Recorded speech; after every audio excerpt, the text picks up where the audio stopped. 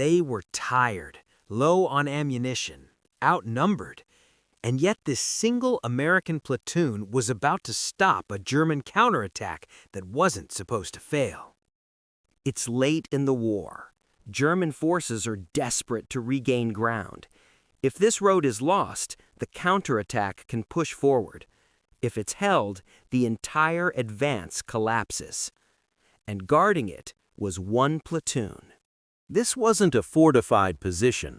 No tanks, no artillery support. Just rifles, a machine gun, and men who knew retreat wasn't an option. When the Germans came, they didn't rush, they probed, testing for weakness.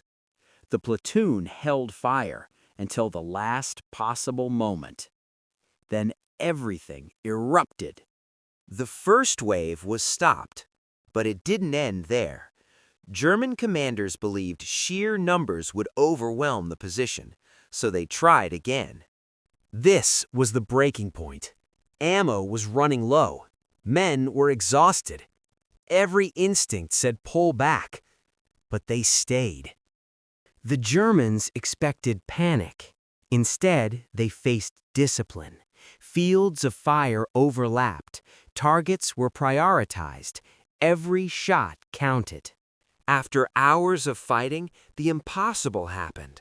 The counterattack stalled, then stopped. German forces withdrew, convinced they were facing something much larger. The platoon didn't cheer. They didn't celebrate. They just sat there, realizing they'd held the line. That single stand forced delays. Those delays reshaped the battlefield. And all because a few men refused to move. Wars aren't always decided by massive armies. Sometimes they turn on moments no one notices. A road, a decision, a platoon that held fast when everything said run. And because they did, the counterattack never recovered.